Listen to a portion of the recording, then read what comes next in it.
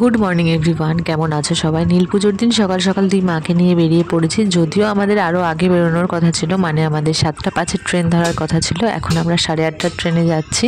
যেহেতু আগের দিন আমাদের এইখানে কালী পুজো ছিল, বাড়ি ফিরে খাওয়া দাওয়া করে শুতে শুতে ওই 2-2:30 বেজে গেছে। সেই কারণে আর 7টা 5-এর ট্রেনটা ধরতে পারিনি, মানে ঘুমই ভাঙেনি। যাই হোক, আমরা চলে এসেছি বাগনা পাড়ায়। আমরা যাচ্ছি মায়ের আদি বাড়িতে। এই যে এখানে প্যান্ডেল করা দেখছো, এই জায়গায় পয়লা বৈশাখের দিন বড় করে গণেশ পুজো হয় আর মেলা বসে, দেখতে পাচ্ছ দোকানপাট আছে। আজ ট্রেনে এক ইউটিউবারের সাথে দেখা হয়েছিল, তবে না আমি একটু কনফিউশনে ছিলাম উনি কি তিনি। পরে ভালো করে দেখলাম যে হ্যাঁ, তবে তার সাথে আমি কোনো কথাও বলতে পারিনি বা ভিডিও করতে পারিনি। তার একটা ছবি তুলে রেখেছিলাম। ওনার নাম হচ্ছে শুক্তারা কর্মকার। ভিডিওর শেষে আমি ওই ফটোটা তোমাদের সাথে শেয়ার করে দেবো। মামিমা এখন যাচ্ছে যমুনায়, ওখান থেকে স্নান করে এসে বাবার মাথায় জল ঢালবে। আর আমরা তো সবাই বাড়ি থেকে স্নান টান করে একদম রেডি হয়ে এসেছিলাম। হ্যাঁ, জল স্পর্শ করো 3বার করে পা দাও। মধ্যখানে সুড়ঙ্গ আছে, আগে পা দিও না। এই জল তুলে নি, তুলে নাও।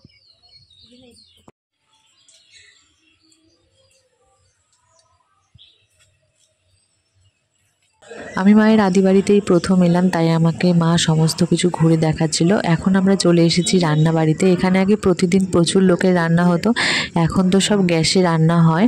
আর আগে বড় বড় উনুনে রান্না হতো। এই যে গ্যাস, আর এই দেখো বড় বড় উনুনগুলো, যেগুলো এখন ওই নষ্ট হয়ে যাওয়ার পর্যায়েই, বা বলতে পারো নষ্ট হয়েই গেছে। এখানে না একটা বড় ইদারা ছিল, যেটা আর চারিদিক দিয়ে গ্রেট করা ছিল, উপর দিয়ে জাল দেওয়া ছিল। এখন ওটা নষ্ট হয়ে গেছে। এখন টাইম কল চলে এসছে বলে না ওই ইদারাটাকে বন্ধ করিয়ে দেওয়া হয়েছে। এই যে তোমাদের পুরো ঠাকুর বাড়িটা ঘুরিয়ে দেখাচ্ছি। এইটা আগে মায়েদের ছিল, তবে এখন এটা সরকারের আন্ডারে হয়ে গেছে। আর এই হচ্ছেন কানাই বলাই। খুব ভালো সময়ে মা আমাকে সমস্ত মন্দিরগুলো ঘুরে দেখালো। পরে হলে না আমি হয়তো ঠাকুরের দর্শনই পেতাম না, কারণ যখন আমরা মেন পুজো দিতে এসেছিলাম তখন ভোগ আরতি হচ্ছিল, তাই মন্দিরের সমস্ত দরজা বন্ধ ছিল। আর এইখানে যে ঠাকুরটা ছিল সেটা হালকা হালকা দেখা যাচ্ছিল, ভেতরে পুরো অন্ধকার, ক্যামেরায় স্পষ্ট আসেনি। মা নাম বলেছিল কিন্তু আমি ভুলে গেছি। আর এইখানে ছিলেন জগন্নাথ, বলরাম, সুভদ্রা।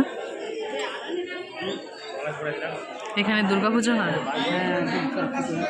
আর এইটা ষষ্ঠীতলা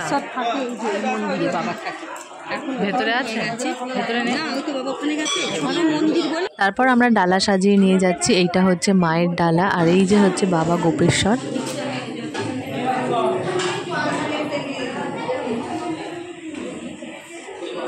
পুজো দিয়ে চলে এসেছিলাম একটা মামার বাড়িতে। এখানে মামিমা দেখো কত কিছু আয়োজন করেছে। লুচি, কুমড়ো আলুর তরকারি, ছোলার ডাল, আলুর দম, সাথে তো মিষ্টি ছিলই। ওদিকে তো একজন ঘুমোতে ব্যস্ত, আর এদিকে একজন বল খেলতে ব্যস্ত। বল খেলতে ব্যস্ত মানে কি, ওনার সাথে এখন সবাইকে বল খেলতে হবে, কথা বলতে হবে। এই মামিমার আরও 10টা পোষা বিড়ালও রয়েছে। এডিটই করতে পারিনি আমি এডিট করতে পারিনি। বলটা দেখো বেশি এগোয়নি। রানীকে দিয়ে দাও, রানী খাবি। রানীকে তা না দেখতে হবে না, না ফল খাবি রে, বেশি বেশি করে।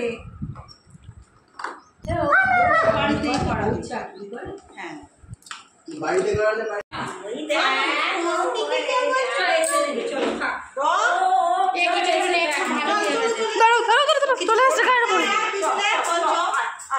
তুমি ওকে সাইড দেখ।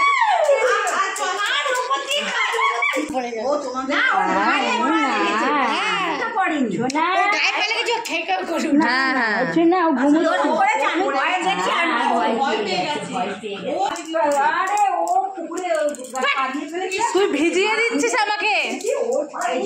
এই হলুদ বাড়িটা না মেজ দাদাদের বাড়ি কোনটা বলছো? ও ওই যে পুরোনো 3তলা বাড়িটা। না না আর যাবো না, ওখানে কেউ থাকে না না এখন।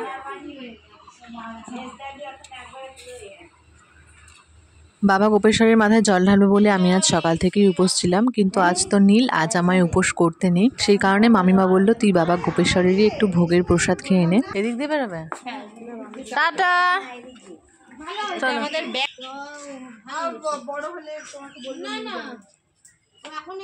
ট্রেন থেকে নেবে আমরা এখন টোটোর জন্য বসে আছি। এই ছিল আজকের নীল পুজো স্পেশাল ব্লগ। কেমন লাগলো অবশ্যই কমেন্ট করে জানিও। দেখা হচ্ছে কালকের ব্লগে। তোমাদের বলেছিলাম ভিডিও শেষে একদম ছবিটা দিয়ে দেবো। এই যে জানলার কোনায় যিনি বসে আছেন,